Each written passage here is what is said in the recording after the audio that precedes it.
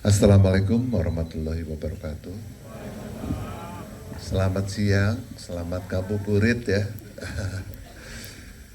Pak Yan juga ngabuburit ya Pak Yan ya. Oke. Jadi ini hari yang sangat membahagiakan bagi saya. 31 tahun Star Vision berkarya dan Star Vision selalu mencoba untuk menghadirkan film-film pilihannya dari Hari Raya Idul Fitri. Dan ini adalah film yang ke-16. Mungkin ingat dulu ada Get Married, kemudian yang terakhir ada Komang tahun lalu.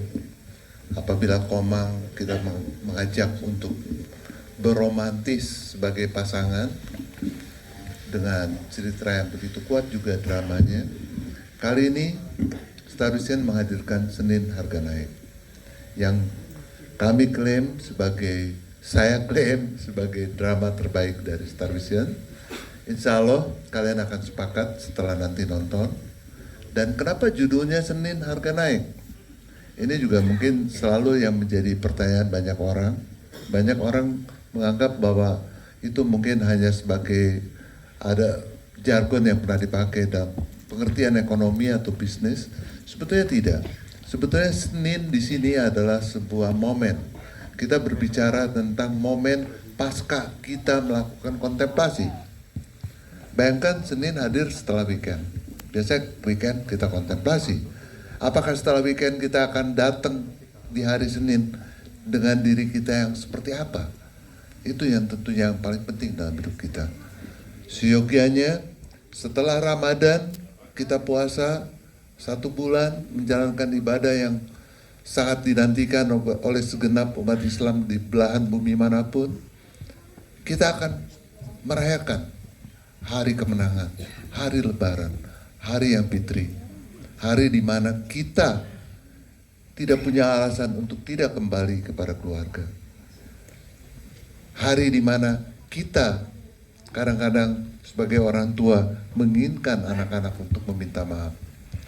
Padahal sebetulnya di Senin Harga Naik kita tahun ini dengan hadir di Lebaran, kita harapkan di Lebaran itu semua orang mau untuk melakukan upaya untuk memulai lagi sesuatu yang baru. Jadi orang tua bisa minta maaf, anak pun bisa minta maaf, koneksi dengan mantu, anak, mertua, semuanya menjadi sebuah sajian yang sangat manis di film ini. Silahkan Anda nonton, dan juga ada kabar gembira juga, mungkin Anda akan melihat ada 2 teaser terbaru, karya terbaru dari Star Vision yang bisa Anda nantikan, dan Anda akan menjadi orang pertama yang tahu kapan tanggal tayangnya juga, yaitu ada Sekawan Limo 2 Gunung Klawi dan Saka Losaka.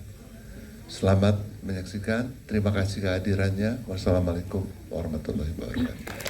Waalaikumsalam, terima kasih. Film Dua Hati Biru ya, berkolaborasi dengan Bagina, dan di situ kita melihat sisi yang mungkin nggak semua sutradara punya, sisi yang detail-detail atau eksekusi yang menurut saya mungkin hanya sutradara perempuan yang bisa menangkap itu semua. Dan ya itu sih menurut saya. Dan saya juga mau bilang terima kasih karena Mbak Dina ini sabar banget. Tadi kalau kalian tahu, salah satu karakternya itu ada anak saya yang paling kecil, yang jadi Tasya kecil, dan unik banget menurut saya karena yang biasanya istri saya bermain dengan Bang Mer, kali ini anak saya yang bermain dengan Bang Mer. Itu sih, saya bang, thank you. Terima kasih Mas Mitu. Ini memang ada berapa orang yang di sini rasa Tante Mer ini mirip banget sama ibu kalian. Kayaknya banyak deh, kayaknya nggak berani angkat deh. Ada beberapa yang mirip sama Mutia, banyak juga pasti. Jadi menurut aku Mutia sama Ibu Retno adalah 2 tokoh perempuan yang sangat amat kuat, sangat amat kuat. Mereka bisa kejar mimpinya masing-masing dan kelihatan banget mampu untuk sukses.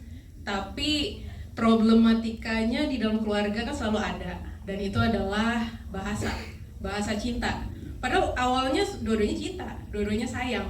Cumannya cara untuk menunjukkannya itu sangat berbeda. Seperti kalau aku nunjukin kasih sayangnya ke ibu, mungkin beda dengan ibu nunjukin. Mungkin kalau dari ibu mungkin masak terus taruh makanan di meja setiap saat biar kita ada makanan, itu adalah kasih sayang. Tapi buat seorang Mutia atau seorang anak seperti aku, is okay lah, kita bisa go vote, ya nggak sih, gitu. Tapi itu satu bahasa yang kita harus paham, peka, dan juga menerima bahwa orang tua itu ada cara-caranya masing-masing, gitu. Dan di sini Tante Mer dan Nadia sangat amat bisa menangkap itu sih, semua detail-detailnya, terus lirikannya, terus cara untuk nunjukin kasih sayangnya gitu. Itu membuat konfliknya sungguh terlihat dan bisa dicernakan dan bisa kita semua relate gitu sama itu. Menariknya adalah di sini kita melihat, teman-teman juga sudah melihat gitu semuanya. Jadi memang kalau dari segi penulisan memang kita biasanya mulai dari karakter utama dulu, dan istilahnya kalau di sini itu adalah yang paling penting adalah Retno dan Mutia gitu. Kita mulai dari situ dulu, karakter seperti apa, value mereka apa, lalu nanti kita kembangkan di lingkungan mereka itu seperti apa gitu. Dan menariknya di sini di sini masing-masing itu adalah gimana cara memastikan semuanya bisa punya kedalaman gitu, yaitu gimana caranya kita ngasih value masing-masing ke karakternya gitu. Apa sih luka apa sih yang mereka yang mereka punya di dalam gitu dalam cerita ini berlangsung, dan bagaimana mereka cara mencintai mereka gitu kepada keluarganya segala macam kayak gitu tuh. Jadi kita pastikan dulu masing-masing karakter itu punya value itu dulu gitu. Musiknya juga bukan ikut keras, tapi tidak overpowering dari karakter mereka juga gitu. Dan itu gestur dari masing-masing konflik yang mungkin tidak ada dialognya, tapi disitulah tugas musiknya itu bisa non-verbal, bisa dibilang bisa mengantarkan mood yang diharapkan. Nah, untuk soundtrack sendiri gimana waktu itu ya? Pokoknya yang pasti secara tema ya, kita pasti akan mengkurasi secara tema, dari lirik, dari mungkin genre itu nomor kesekian lah ya. Yang pasti dari tema lirik, terus juga bungkusan musiknya itu sendiri. Kalau memang itu sinematik, pasti itu udah lebih mudah untuk masuk dan bisa bisa jadi ide juga, jadi inspirasi untuk ke lapisan scoring yang lainnya gitu sih. Oke, salah satunya di sini sudah ada tentu